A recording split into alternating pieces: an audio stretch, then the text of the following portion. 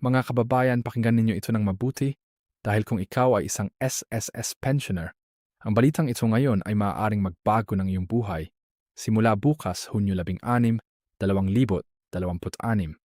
Oo, hindi ka nagkakamali. Bukas na ang crediting ng SSS pension at hindi lang yon. Kasama na rin dito ang pangalawang round ng pension increase na matagal na nating hinihintay. Kaya kung ikaw ay nakaupo ngayon, huwag kang tumindig kahit saan. Dahil ang video na ito ay para sa iyo at kailangan mong marinig ang lahat ng detalye bago pa man matulog ngayong gabi. At para sa mga baguhan sa aming channel, mabuhay kayo. Mag-subscribe na kayo ngayon at i-click ang bell button para palagi kayong updated sa pinakabagong balita tungkol sa SSS, GSIS at lahat ng benepisyo na para sa ating mga kababayan.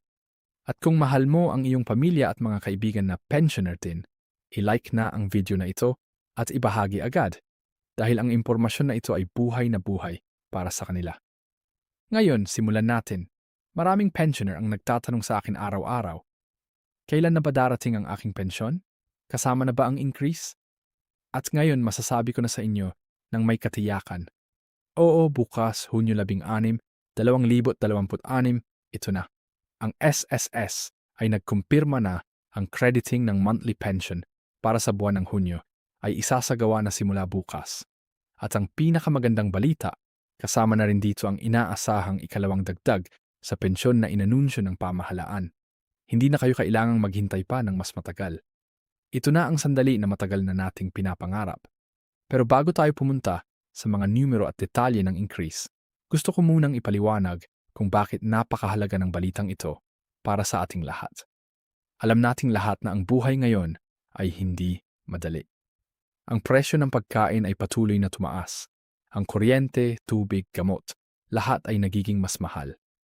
At ang ating mga pensioner, ang ating mga magulang, lolo, lola, at maging tayo mismo ay nagtatrabaho ng maraming taon para makatanggap ng benepisyong ito. Kaya ang bawat pisong dagdag sa pensyon ay hindi lang numero. Ito ay dangal, ito ay pagkilala sa ating pagod at pagsisikap sa loob ng maraming taon. At ngayon ang gobyerno ay kumikilos na. At ito ay dahil sa inyong mga boto, inyong mga boses, at inyong patuloy na pananalig. Ngayon pag-usapan natin ang tungkol sa ikalawang round ng pension increase. Ang unang round ng increase ay naipatupad na noong nakaraang taon at marami sa ating mga pensioner ay naramdaman na ang kaibahan. Pero ang pangalawang round, ito ang mas malaki, ito ang mas mahalaga. Ayon sa mga impormasyong nakalap namin, ang inaasahang dagdag ay maaaring umabot sa libu-libong piso depende sa iyong bracket at sa iyong naiambag na contribution sa SSS. Noong ikaw ay nagtatrabaho pa, hindi lahat ay pareho ang matatanggap. Depende ito sa iyong monthly pension credit o MPC, ang iyong years of contribution, at ang iyong average monthly salary credit. Kaya ang ilang pensioner ay maaaring makatanggap ng mas maliit na dagdag at ang iba naman ay mas malaki. Pero ang mahalagang bagay dito, lahat ay may dagdag. Walang pensioner ang may iwan. Ngayon, para sa mga nagtatanong kung paano malalaman ang iyong bagong pension amount, mayroong ilang paraan. Una, maaari kang mag-log in sa iyong My SSS account online. Doon ay makikita mo ang iyong pension details at kung magkano ang iyong matatanggap simula bukas. Pangalawa, maaari kang pumunta sa pinakamalapit na SSS branch sa inyong lugar at humingi ng pension slip o statement of account. Pangatlo, at ito ang pinakamadali para sa marami, ay ang pag-check ng iyong bank accounts o e-wallet simula bukas ng umaga. Kung ang iyong pension ay na-credit na sa iyong Union Bank, RCBC, Land Bank, o kahit na sa iyong GCash o Maya account, makikita mo agad ang bagong halaga. At narito ang isang mahalagang paalala para sa lahat, lalo na sa mga pensioner na matagal nang hindi naka-update ang kanilang bank account sa SSS. Kung ang iyong account ay inactive na o sarado na, posible na ma-delay ang iyong pension crediting. Kaya kung hindi ka nakakatanggap ng pension bukas o sa mga susunod na araw, huwag magpanik agad.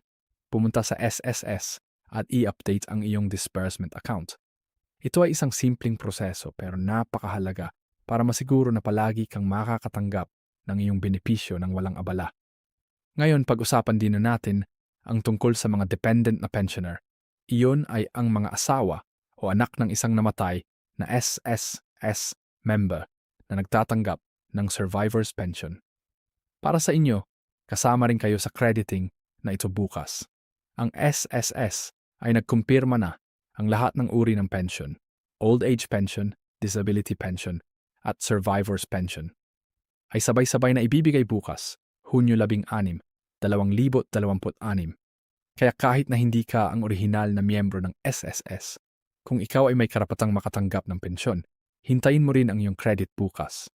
Mayroon pa akong gustong ibahagi sa inyo, at ito ay tungkol sa mas malawak na plano ng SSS para sa mga darating na buwan at taon. Hindi lang ito isang beses na increase. Ang SSS ay patuloy na nagtatrabaho para tiyakin na ang ating sistema ng pensyon ay mananatiling matibay at mapagkakatiwalaan para sa lahat. Hindi lang ngayon, kundi pati na rin para sa mga susunod na henerasyon. May mga talakayan pa rin na nangyayari tungkol sa posibleng ikatlong round ng pension increase sa hinaharap. Depende sa performance ng SSS Investment Fund at sa mga rekomendasyon ng mga eksperto sa Social Security. At bilang mga miyembro at benepisyaryo ng SSS, kayo ay may karapatang malaman ang lahat ng ito at mayroon kayong karapatang itanong at humingi ng transparency mula sa inyong gobyerno. Ngayon, habang tayo ay naghihintay sa bukas, gusto ko ring paalalahanin ng lahat, lalo na ang mga mas bata sa ating mga taga-subaybay, na ang SSS ay hindi lang para sa mga retirado. Kung ikaw ay nagtatrabaho pa at nagbabayad ng STS contributions, ang bawat sentavo na iyong binabayad ngayon ay isang pundasyon ng iyong kinabukasan. Huwag hayaang lumipas ang isang buwan nang hindi mo nababayaran ang iyong kontribusyon. Dahil ang mas marami kang naiambag, mas malaki ang iyong matatanggap balang araw. At balang araw ikaw ikaw rin ang magsasabi ng salamat SSS dahil dumating ang iyong pensyon sa tamang oras at tamang halaga. Para naman sa mga pensioner na nagtatanong kung may ibang benepisyo silang maaaring makuha bukod sa monthly pension, mayroon. Ang SSS ay may death benefit, funeral benefit, sickness benefit, at calamity loan na available din para sa mga karapat-dapat. Kaya huwag limitahan ang iyong kaalaman sa pension lang. Alamin ang lahat ng iyong karapatan bilang miyembro ng SSS. At kung gusto mong matuto pa tungkol sa mga benepisyong ito, magstay lang sa aming channel dahil palagi kaming may bagong video tungkol sa mga paksang ito. I-subscribe na at palagi kang mauuna sa impormasyon. Mga kababayan, bago tayo magwakas ngayon, gusto ko ring sabihin sa inyo na ang aming channel ay narito para sa inyo. Hindi lang kami nagbibigay ng balita, nagbibigay kami ng pag-asa, ng gabay, at ng komunidad para sa lahat ng Pilipino na naghahanap ng tamang impormasyon tungkol sa kanilang mga benepisyo. Napakaraming maling impormasyon sa social media ngayon, at ang aming misyon ay tiyakin na ikaw ay laging may tamang kaalaman batay sa opisyal na mga anunsyo at mapagkakatiwalaang pinagkukunan. Kaya kung natutuwa ka sa video na ito, i-like mo ito ngayon.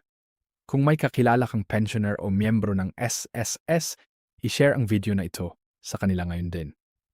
At kung mayroon kang mga katanungan o komento tungkol sa iyong SSS pension o sa balitang ito, ilagay mo sa comment section sa ibaba at tutugon kami sa lahat ng inyong mga katanungan ng mas mabilis na makakaya namin.